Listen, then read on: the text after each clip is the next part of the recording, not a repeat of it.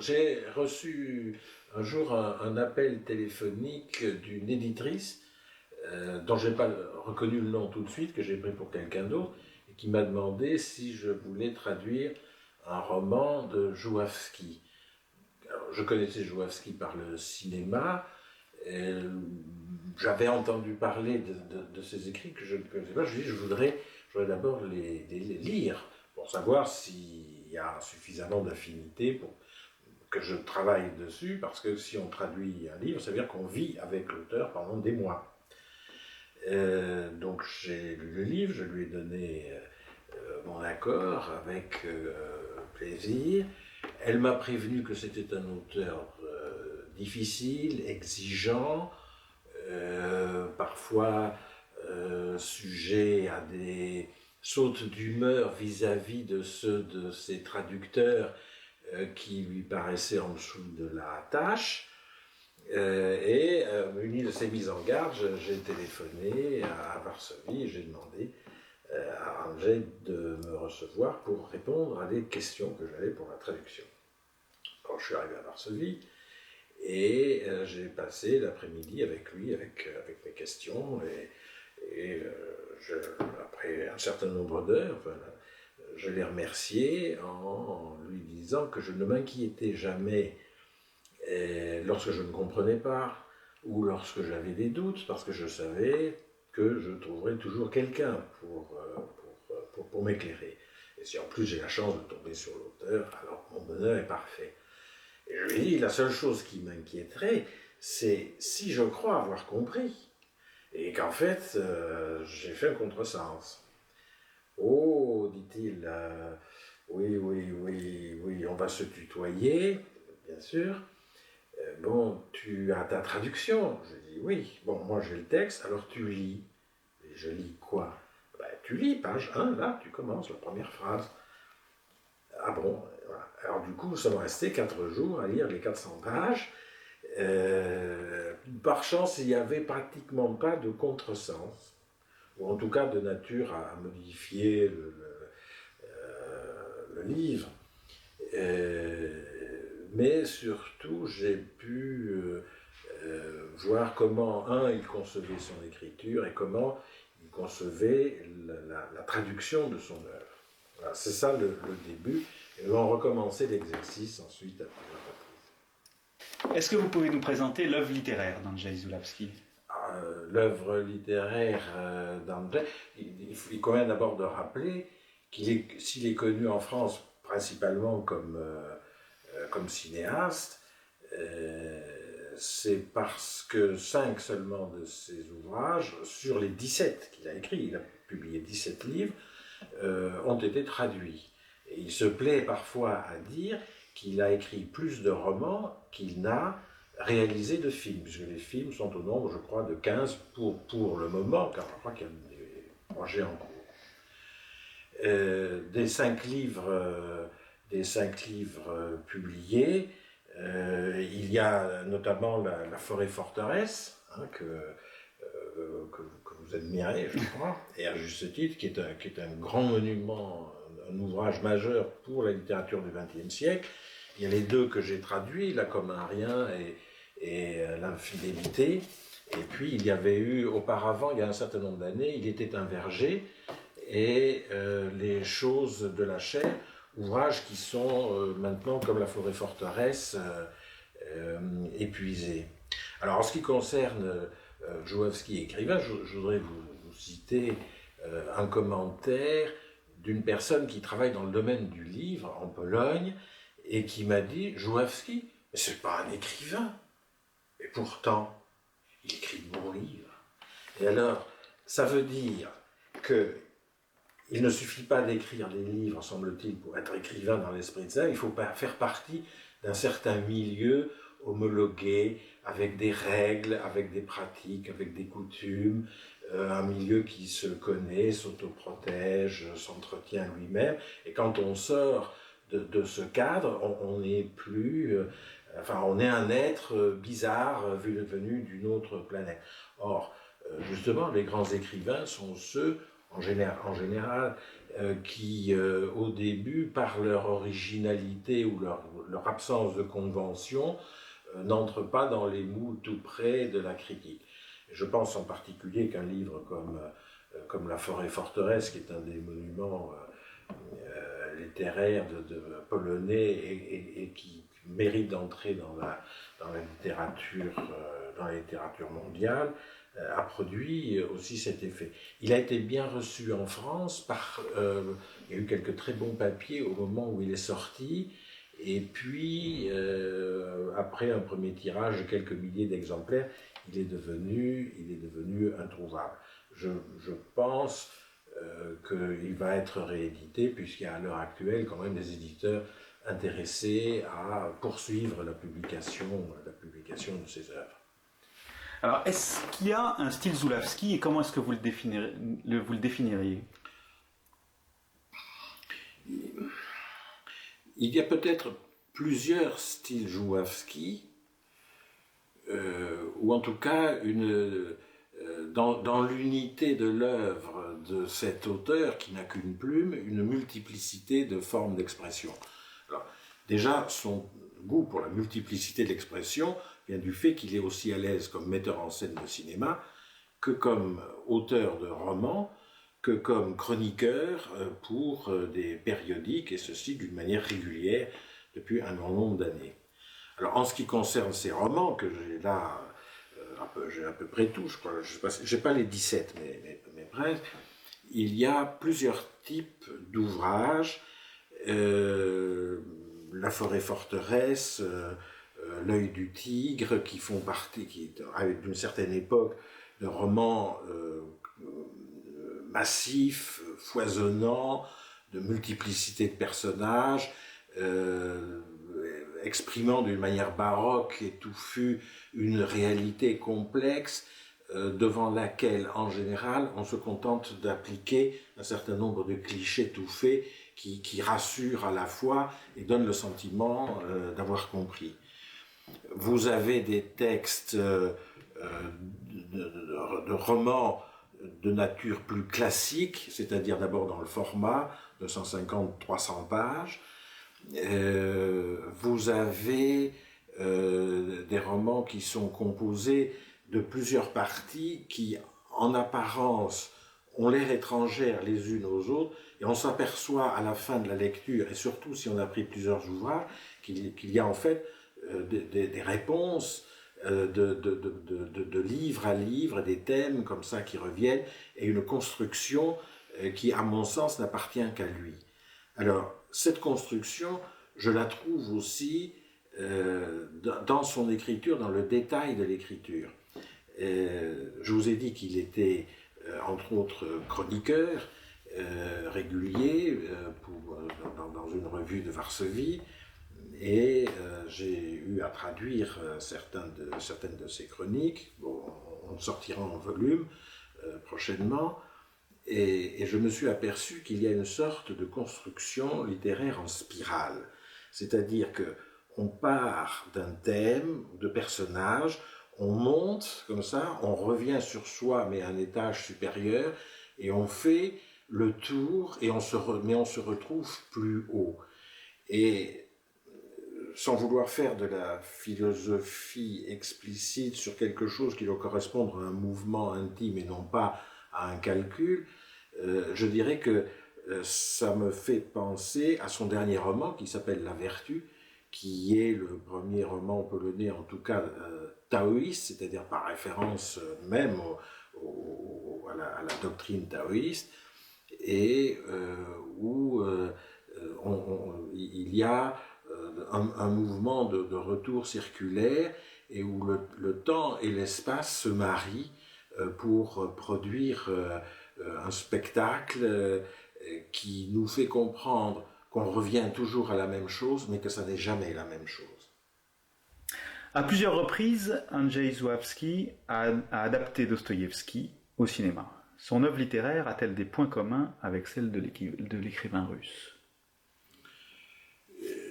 Pas au sens où il aurait fait des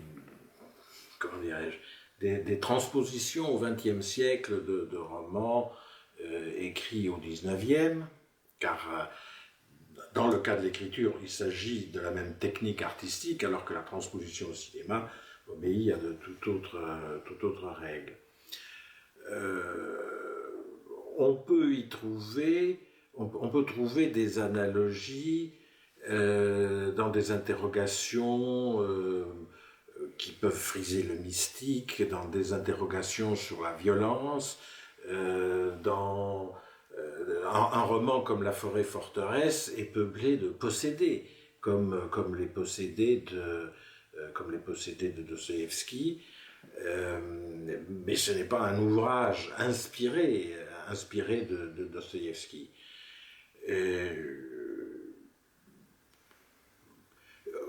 Il ne faudrait pas non plus trouver trop de ressemblances, même s'il peut y avoir des thèmes qui se retrouvent. Il y a des thèmes qui se retrouvent chez de nombreux écrivains.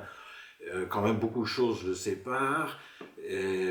Prenons un point de détail, Dostoïevski idolâtrait George Sand, et tous ceux qui ont vu La Note bleue, ou qui liront en français d'ailleurs prochainement, puisque je viens de traduire des textes explicatifs sur ça, verront qu'il ne partageait nullement l'admiration pour la Dame de Nohant. La slavophilie de Dostoïevski est totalement étrangère à Andrzej, et la religiosité de Dostoïevski est quand même d'une toute autre nature que les angoisses existentielles qui percent à de nombreuses reprises dans des personnages d'Andrzej Żuławski, et probablement dans certains de ses écrits de confession directe. Comment s'effectue le travail de traduction avec Andrzej Żuławski, qui parle parfaitement le français? Avez-vous beaucoup d'échanges et de discussions entre vous? Notre manière de travailler s'est développée de façon non calculée à l'avance. Je vous ai raconté tout à l'heure qui m'a suggéré de commencer à relire le texte devant lui. Il faut dire que j'avais été prévenu à l'avance des difficultés de rapport des différents traducteurs avec cet auteur, qui a la particularité d'avoir fait le lycée à Paris. Il était ici puisque son père représentait la Pologne à l'UNESCO, son père qui était écrivain, comme d'autres dans la famille. Le nom Żuławski est un nom qui figure dans les histoires de la littérature polonaise, donc Andrzej n'est pas le premier.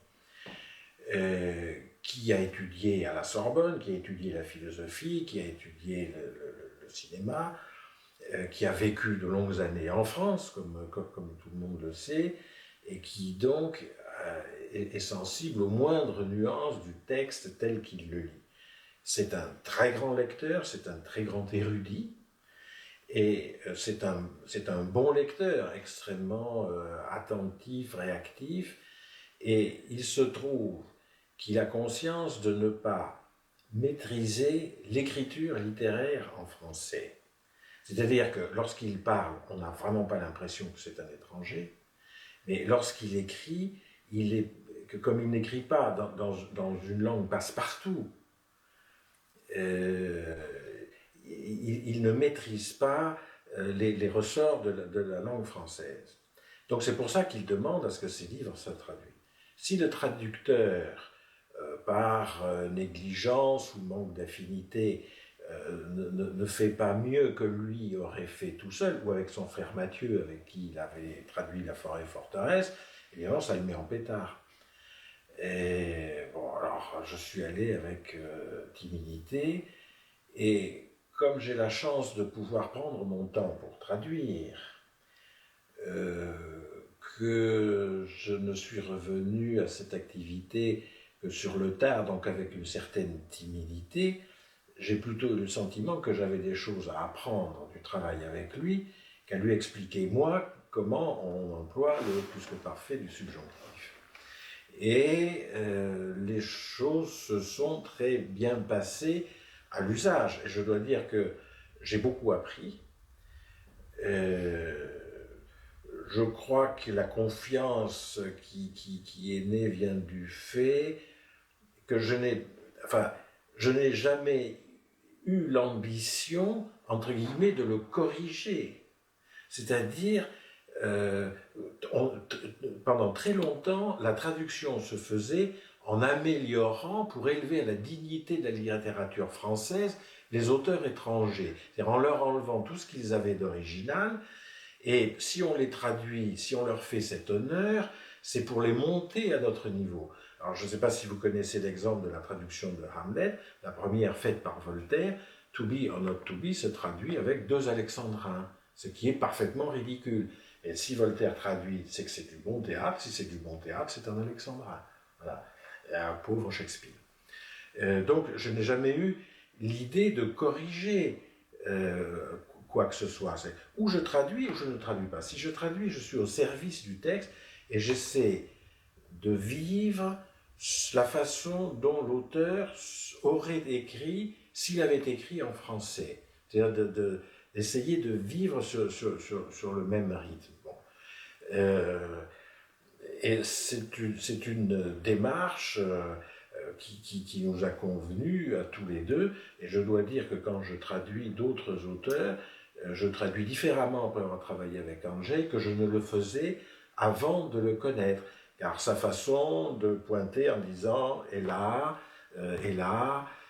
et ça pourquoi ?» etc., ça oblige à une attitude beaucoup plus rigoureuse dans le travail. Et donc je m'en réjouis infiniment. Si on veut trouver des références à l'écriture d'Andrzej et à des modèles, entre guillemets, qu'il aurait pu se trouver consciemment ou inconsciemment. Et je pense d'ailleurs souvent inconsciemment, tout simplement parce qu'il est pénétré de culture. Je vous disais que dans sa famille, on a beaucoup écrit, il y a de nombreux écrivains, donc il a baigné dans les livres. Sa bibliothèque occupe, il a besoin de 900 mètres carrés parce qu'il a besoin de mettre la bibliothèque, entre autres. Et il a une érudition phénoménale. C'est un très très grand lecteur, c'est un très gros travailleur. Donc il connaît les littératures du monde et il n'a pas un référent en particulier. S'il fallait lui en trouver un, je dirais peut-être que c'est la tradition de l'écriture baroque polonaise qui est ancienne et qui a des résurgences et qui se retrouve chez d'autres, enfin parmi les grands écrivains polonais contemporains, non pas ceux qui ont plu aisément à un public parisien, tout simplement parce que c'était plus facile à comprendre, ça rappelait quelque chose de connu. Alors, un roman que j'espère bientôt voir, qui est Jonas, qui est un livre complètement fou, qui part de la cour d'Ivan le Terrible, avec des scènes cruelles, d'une sexualité violente, qui se continue par le départ d'un jeune homme vers le Grand Nord, qui s'embarque sur un bateau à Arkhangelsk, et comme Jonas finit dans le ventre d'une baleine où il fait la connaissance d'un philosophe et d'un cinéaste, est un livre foisonnant d'imagination. C'est en même temps un roman, un Bildungsroman, comme on dit, c'est un roman de formation, donc une forme qui existe, mais qui est d'une tonalité qui ne se réfère à rien d'autre. Et quand j'ai dit à Andrzej que c'était vraiment un livre que j'avais envie de traduire, il m'a dit « Je te souhaite bien du courage ». Alors, compte tenu du contexte, je m'attends à de nombreux plaisirs, mais gagnés dans les larmes. C'est un homme d'une immense culture et comme je disais, d'une grande érudition. Évidemment, il a lu tout Dostoïevski, comme il a lu toutes les grandes œuvres de la littérature disponible, non seulement en polonais où on a beaucoup traduit et depuis fort longtemps, À l'époque où en France les poètes de la Pléiade font connaître les littératures anciennes, le même phénomène se développe en Pologne, alors que dans la Russie voisine, il y a encore pas de livres imprimés et quelques ouvrages religieux dans les cloîtres, ce qui explique évidemment beaucoup de différences. Mais je ne dirais pas qu'il a un écrivain qui l'a inspiré en particulier. Il est comme tout le monde, il a grandi dans une certaine culture, il s'est formé à la lecture de ce qu'il a eu envie de lire, de ce qu'il a trouvé, mais ensuite c'est ce bouillonnement intérieur, ce besoin de s'exprimer par la plume qui produit une œuvre qui, elle, est tout à fait originale. Pendant de longues années, il a eu des problèmes avec ses publications littéraires. Alors de la même façon que vous vous souvenez qu'il était expulsé de Pologne à la suite de films qui avaient fortement déplu, il se retrouvait en émigration où il y a aussi des maisons d'édition.